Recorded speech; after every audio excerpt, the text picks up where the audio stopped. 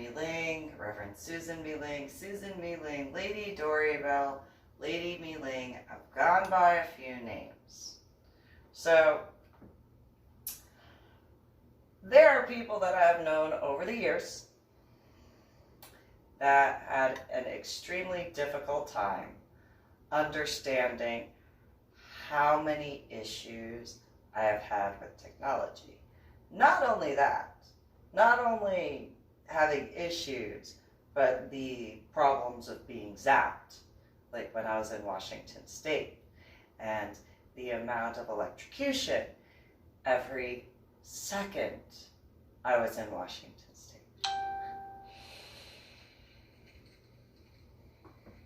Realistically, starting in California, once I got above a certain area,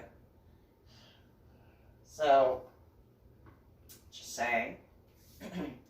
However, in regards to my lack of understanding when it comes to technology stuff, I have given the precursor of the fact that before my head injury, Palm Sunday in 2000, I grew up learning how to use computers. And most people knowing that the East Coast has a lot of technology stuff, few people were able to believe that. Few people were able to understand that. There were guys in medical holds unit at Fort Sam Houston that would very much easily be able to be like, no. After she woke up from her head injury on Palm Sunday in 2000, she could not do anything. Like, could not have her near a computer without issues, and could not have her do stuff without problems, like massively huge issues. I actually only walked past where Marksbury was typing on one of the computers. I tripped, and the tower did something, and then something happened, and everybody in the building had issues with their computers. Or First Sergeant Salinas was like, yeah, you're not allowed to be near the computers. Would not let me near. I had to sit on the other side of where the computer was. And then eventually I wound up being put into a different area. I wound up going to the Navy. Irony. I had tried to get into the Naval Academy and I couldn't get in. And so I had spoken with the Navy guys, and it was because they had older computers, which was kind of confusing. Nonetheless, they had older computers and they had a typewriter. I could use the typewriter and not mess anything up, because I could use the typewriter. And the CO and the XO of the Navy guys when I was over there at Fort Sam Houston, they were very, very nice. And they could not understand certain things, and then in other ways they were just, so when was your head injury? On Palm Sunday.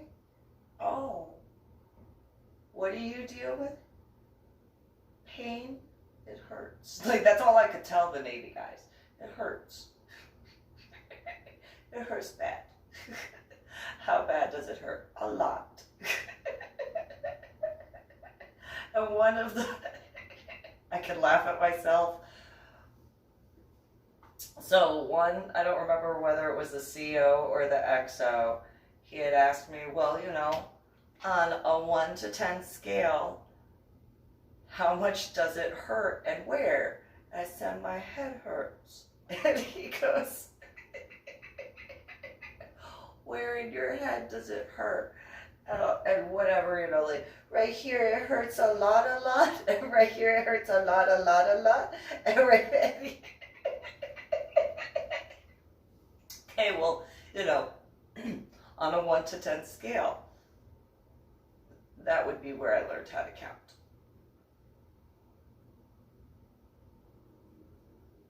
Navy guys taught me how to count.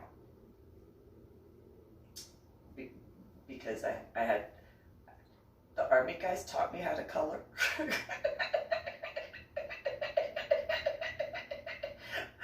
They told me what the names of colors were. Then when I was at the Navy, they taught me how to count up to 10. And then I had to learn.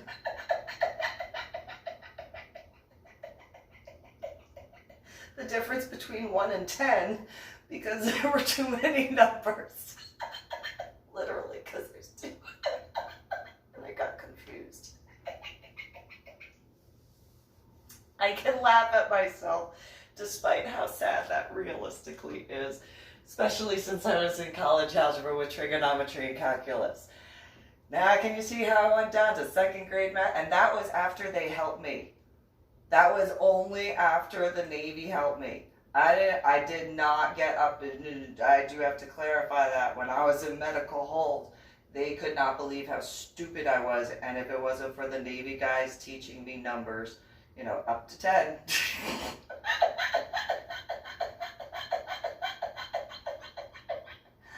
Didn't get much further than that, because then they tried to teach me math, and they were like, no.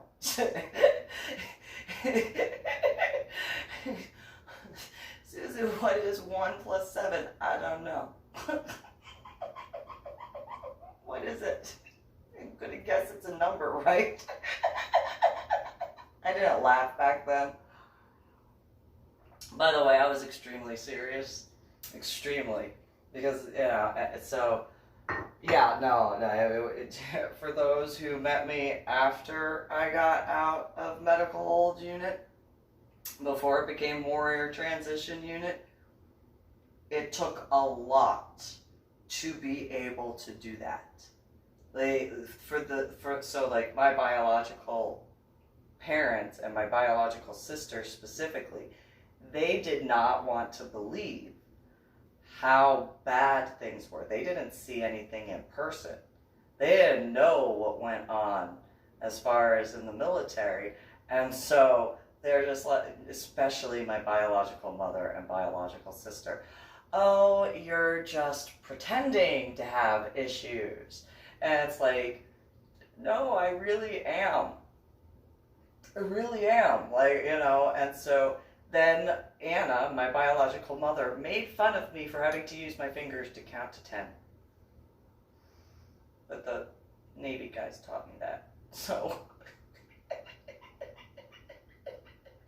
they had to teach me that I had 10 fingers. I can laugh now. Now I can laugh. Back then, it was not funny at all. I mean, it's technically not funny, realistically. It's realistically not funny, because I survived it and I went through it. However, I survived it, and I went through it. And so, I can laugh, but it did take a lot to get to that point. So when in reference to the BDSM scene, LGBTQP was not nearly as bad in that regard. They were far more accepting of me than BDSMers in certain regards, and in a lot of ways, swingers. Like the LGBTQP community, they did the rest. So where the Army taught me colors and names of, and the Navy taught me how to count,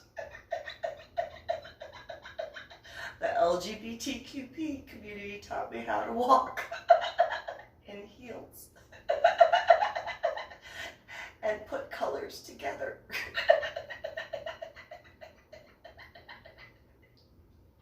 I wish I could be making this up. In regards to that, it is what it is. I can laugh, but it's what I deal with. And so when it comes to math and numbers, I knew what I used to be able to do. I knew what I once was capable of before my head injury on Palm Sunday in 2000. So when people in the civilian sector would be like, oh, you have such anger issues, it's one of those, you don't know.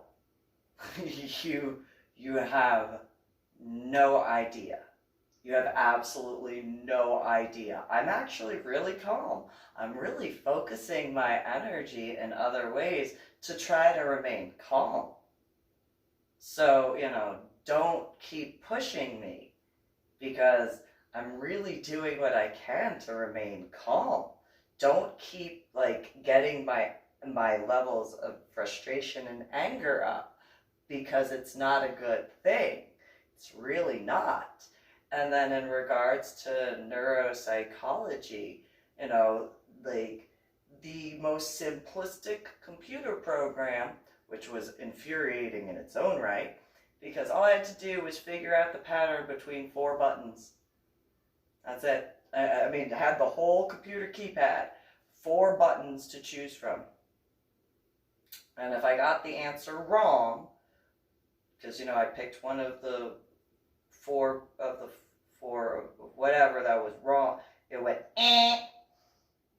for a really long time. 10 seconds. Headaches! That doesn't help headaches. And then if I got a right answer, which was just a fluke, realistically, it would be ding, and that was it. It wasn't like a ding. No, it was ding, that's it. And then the rest was for a long time. And it's like, and so then after a while, after I think it was 2002 or 2003, the neuropsychologist was like, oh, I think you have anger issues when it comes to computers. And I looked at her and I'm like, if you knew what I could do with computers beforehand, you probably would not be telling me you think I have anger issues. You'd probably be like, I understand why you're upset. I really do. And so, because I used to be really good with computers, and I can remember that. I can remember figuring out on the DOS IBM Pool computer game, I could figure out how to get it to take the pool cue to take a shot. I could figure out how to line up the shot and sink the ball in that I was aiming for. There were a bunch of people I met that said they didn't even know that IBM DOS computers had a pool game. It's like, yes, I learned how to play it. I beat the computer 3 times. But that was the amount of times that I played because it took forever to get the pool cue to get it to the right spot. And I was like, move faster. I don't have patience for this. I don't have patience. No. Although I still won. And there was no time that the computer lost. I only played the pool game 3 times. I won all 3 times. Saying. And then I grew up where in Asher Holmes Elementary School, we learned how to do computer stuff in 1st or 2nd grade on Apple Mac computers. I didn't get introduced to Microsoft technology until either 8th grade or 9th grade. That was and that's just the way the school system was. And so for the ability to go back and forth, and then Anna, my biological mother, who was in IT at Homedale Prudential, I mean, I helped fix certain codes. I was able to look through the numerical combinations and be like, oh, you need to put this, and this here, and then put that, and that there. And it was fixed, and there was no longer a problem. And it's one of those, after my head injury,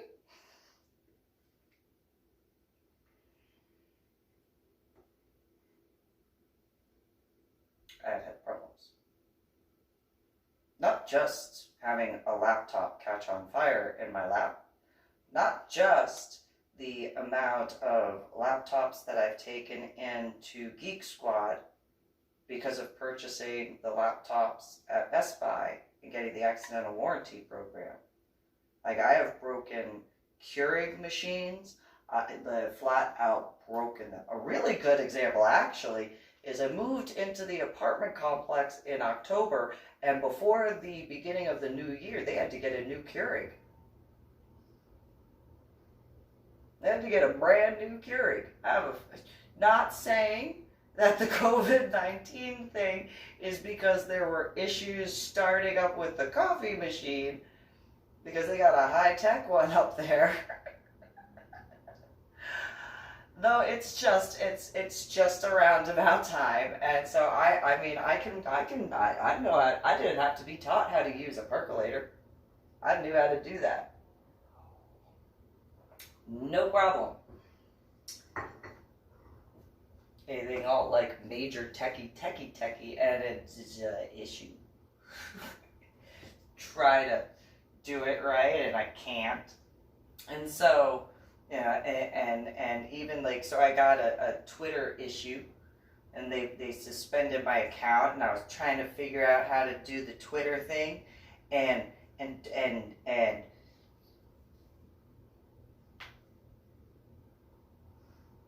only after being in Washington State have I picked up and thrown any piece of technology.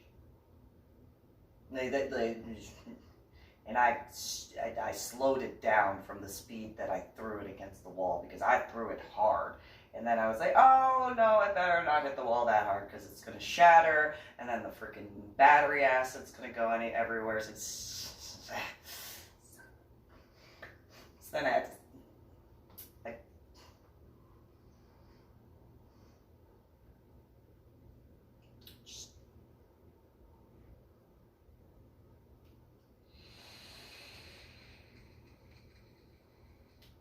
so, you know, I've had to temper my response on my temper. Because any time that something goes awry, it's one of those, well, I'm already having a headache, and then, like, there's issues, and I can't figure it out, and I'm not smart enough to figure it out, and I know that I would have been able to figure stuff out before my head injury, and it doesn't matter that it's been 20 years since my head injury. The fact that I knew how to do stuff in New Jersey and Illinois when it came to coding, it's kind of frustrating by a lot. And so, you know, figuring stuff like that out is really, really, really, really frustrating. Really frustrating. Like, there have been points I've had to put my phone down, partially because of not wanting to be electrocuted, and partially because I didn't want to just snap the phone in half. So, you know, again, with that battery acid stuff and stuff, you know, just saying, it would not be difficult for me to snap any one of these phones nowadays in half. Just saying, I've had to do a lot to keep myself calm because of issues, because of trying to keep myself calm. Trying during all of this stuff. And so, especially after all the stuff that's happened as far as my Medal of Honor art project, not that I couldn't have done that with the phones that I've had over the years. I mean, in the OtterBox cases, by the way. Just saying.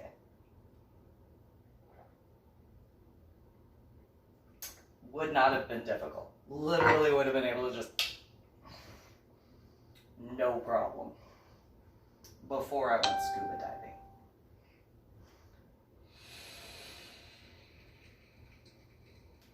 But instead, you know, because I don't want to have to get a new one, because I don't want to have to pay for that, I've learned to calm myself down. And then that makes my headaches worse. So then I have to focus my energy elsewhere to try to calm down, because, you know, no release at this point in time, and that's not a good thing. Not for someone like me at all. And what I've been doing is so it's realistically only making it worse. Like, honestly, realistically, it's only because it's not it.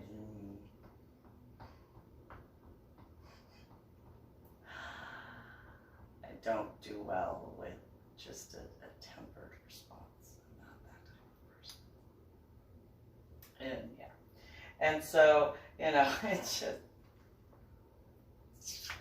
And so, I mean, in regards to technology stuff, I had told people that I was receiving threats. And this was only after I had been engaged to a specific someone.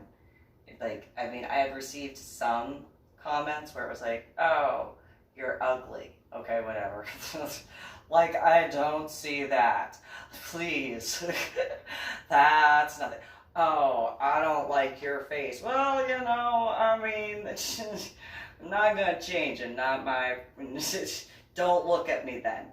That's very simple. If you don't like the way my face looks, don't look at me. Don't look at my page. It's very simple. I don't like that, you know, just these very... It's like... I've actually had people tell me that to my face. So the little messages don't really mean that much in that regard. But when it started becoming threats, like actual threats, it was like, who do I tell? Who do I tell? And then, because of the type of marriage that I had with my now dead ex-husband, and the way I was raised by my biological parents, I mean, I actually had told CPS, Child Protective Services, that I was being beaten at the house in New Jersey. My biological parents, only one of them was at the house. My biological father was in the garage, and like, I didn't know that it was CPS, I'll be honest on that. And what happened was he took me to the garage as they showed up, beat me in the garage with the door open, and then pushed me out of the garage to have me tell the CPS workers that, you know, the handprints that they saw on my body that weren't there before I went into the garage just appeared out of nowhere. With, you know, my biological father standing directly behind me. And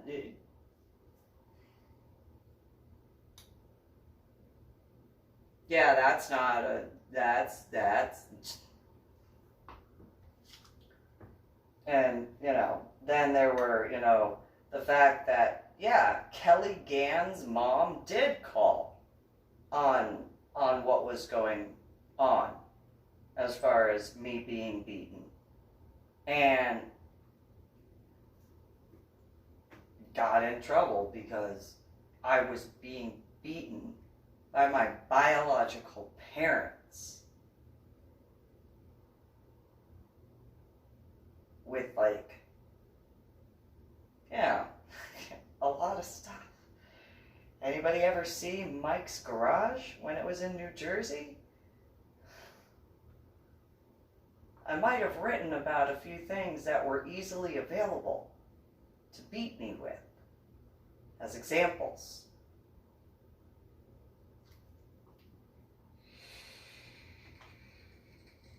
So, nobody believing me back then. Then, what happened as far as Baptist Camp Lebanon, and because of Rachel lying, nobody believing me. Not that Anna didn't believe me, because she didn't. She blamed it on me for wearing a bathing suit. If I didn't wear a bathing suit at camp, I wouldn't have been assaulted by a camp counselor. That was her excuse. Sure, okay. And so I've grown up, pre-head injury as well as post-head injury, with people just not believing me. Like, until they actually are one-on-one with me or see, like, like the issues in person. And then, usually by the time they see it in person, how long has it been going on? Right? How long did it take to get people to believe? So then, after all that, and the head injury on Palm Sunday in 2000 and all that, the Army, ironically, believed me quicker than anybody else. The Navy believed me quicker than anybody else in the civilian sector because they saw it. That's part of it. And so then, you know, when it comes to like my now dead ex-husband, well, when he was alive and he was at that point in time, nobody will believe you because of your head injury. You know how you have issues talking and all that stuff, or whatever his words were. And it's like, yeah, okay, well, you know, I'll just pick myself up off the floor and, you know, heal myself. That's all. You know, can't. I mean, even when I was pregnant with my son, I had my now dead ex-husband, I had his handprint on my pregnant belly when I was pregnant with my son. And the car ride in, my now dead ex-husband saying, you know, don't say anything, just tell them that, you know, I went to go, that his words, he went to go hit the dog off the couch and my stomach was in the way. So at Lackland Air Force Base in the emergency room, they're looking at things, they're doing the evaluation, and, you know, oh, what happened? Well, my now dead ex-husband and husband goes and explains what happened. Full handprint. And it wasn't the only time that I had gone into the emergency room because of how much I was being abused. But I didn't know that was the word. Whoops.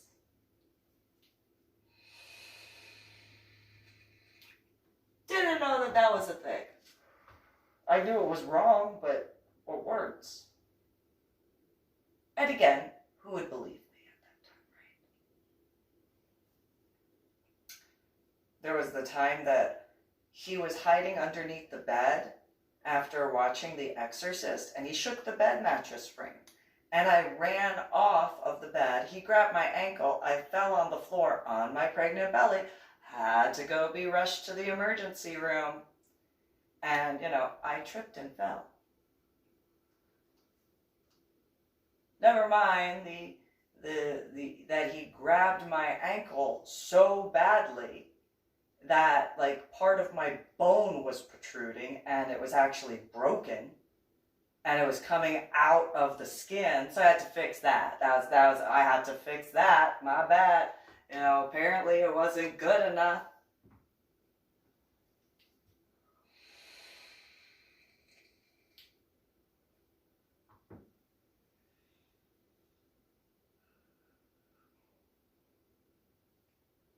So, you know,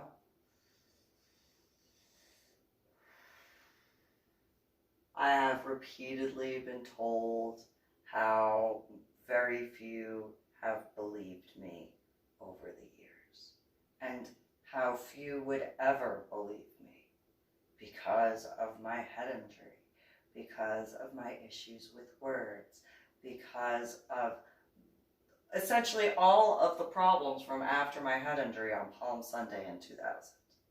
And so when it came to being in the scene in Dallas and then trying to explain the issues that were occurring, Oh, you're just being over dramatic. Oh, you just want attention. Oh, you don't know any better. Oh, garbage, garbage, garbage, garbage, garbage. Well, what are they saying?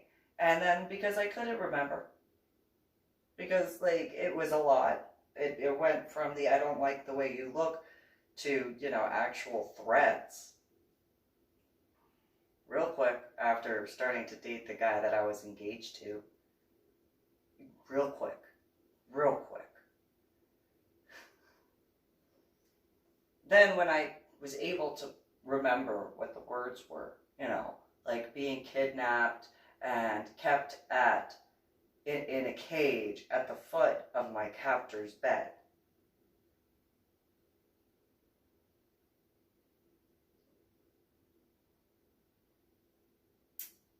Oh, Lady Dori, Belle, you're just being overdramatic. So, Philip Olmsted, Donnie Darko on Fat Life, or Darko or whatever, had actually seen some of the threats that I was receiving. I showed him the laptop with the messages. Oh, you're overreacting. It says I'm going to be kidnapped and taken out of the state of Texas, hidden in a basement, and kept at the foot of my captor's bed.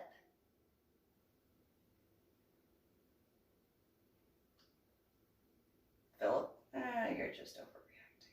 It's not that big of a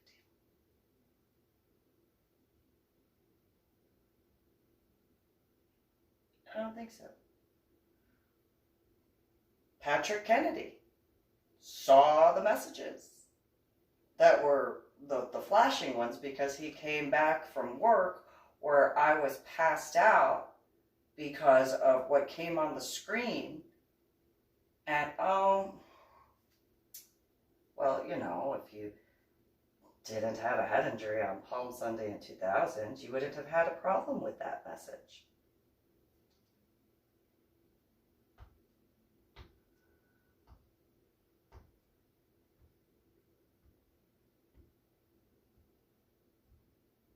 I don't think that's the correct response.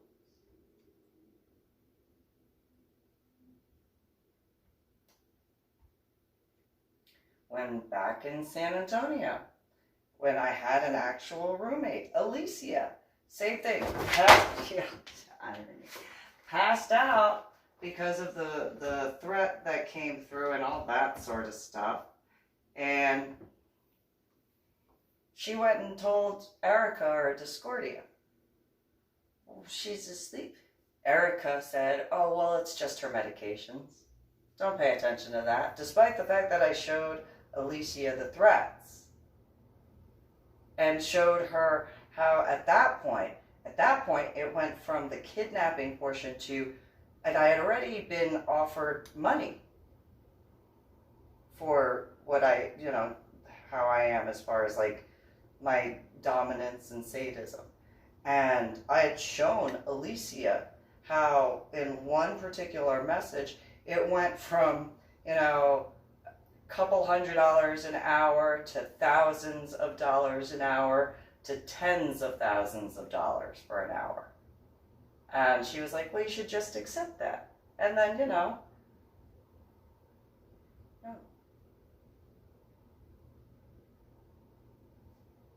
I can't do that for money. I can't. I have no problem with those who do that. For that, I can't. I don't feel comfortable. Like, I can't. And the guy already said that he's married, which that is nothing in comparison. I mean, yes, it's equal because I don't want to assist in that, but nonetheless, like, I don't feel comfortable. Oh, you're just overreacting. And then would not tell people when I asked her, could you verify? And all she would say is, yeah, she got a few messages. That's all. She got a few messages. She's over dramatizing it.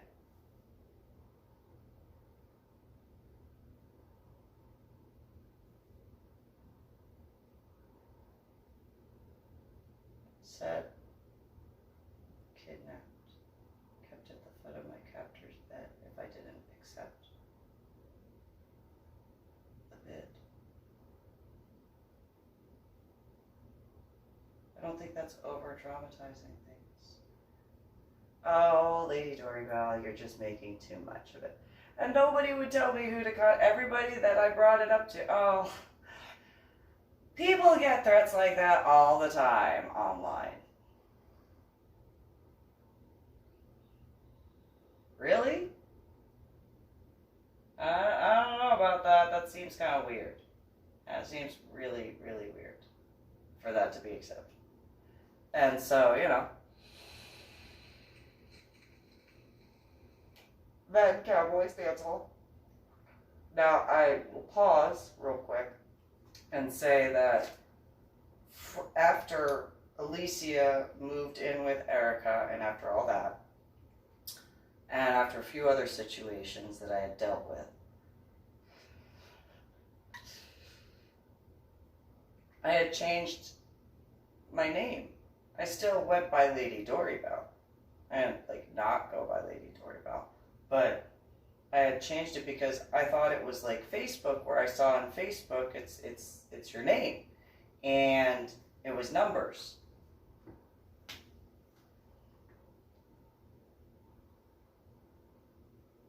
It wasn't until 2020 that I realized the number thing.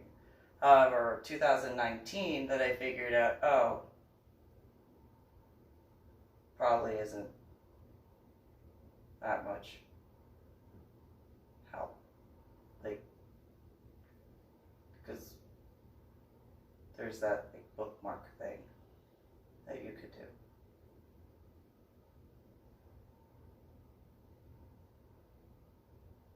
That's not really that helpful.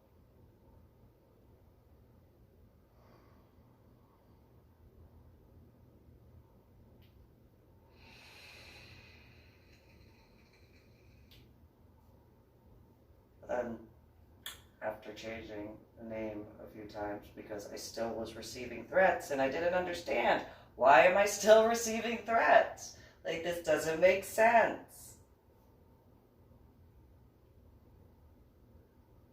Then the Cowboys Dance Hall thing with Kevin and his group of friends, my now ex-boyfriend, that, wound up in Washington State because of, with my son, a minor.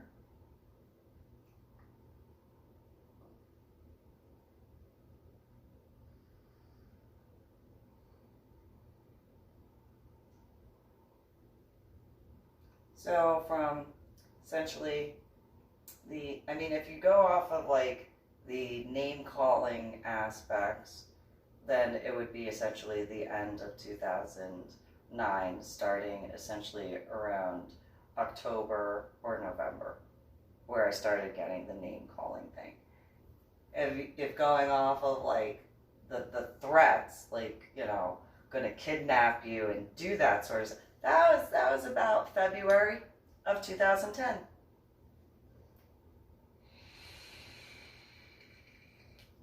All the way till I wound up being targeted at Cowboys Dance Hall and wound up in Washington State.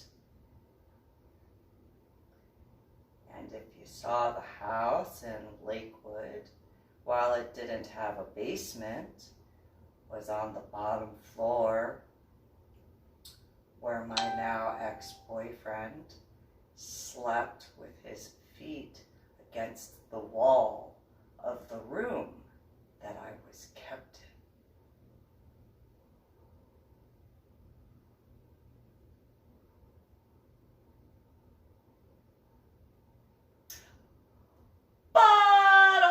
years I was just over dramatizing things, right?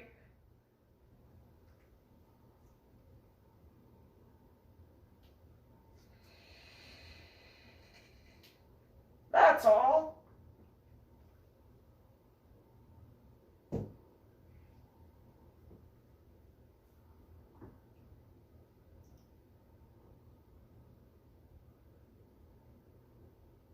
No big deal, right? What's the worst that can happen, right? How bad could it be, right? Stop making such a big deal out of it, right? Why are you so upset, right?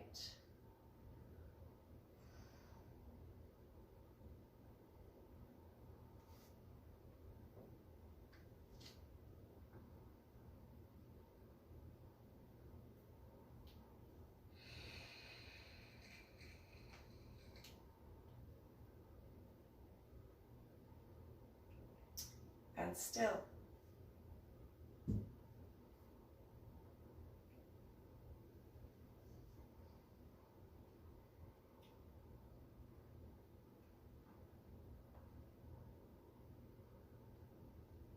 I have done what I could and have not received credit for what I've done, nor acknowledgement.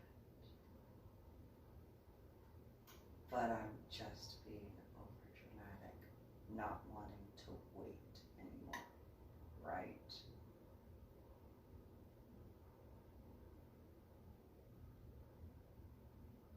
I'm done waiting. My patience is gone completely. My patience was only around when I had my son and my daughter. I don't have either one of them.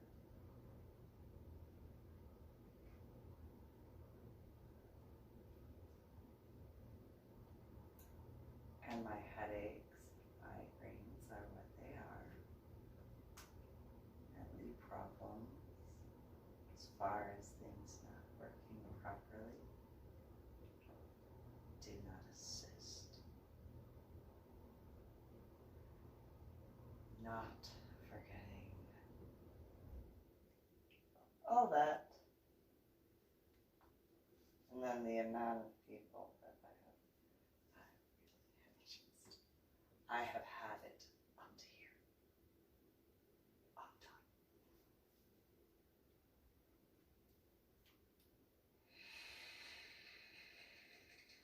The fact that I have thrown my phone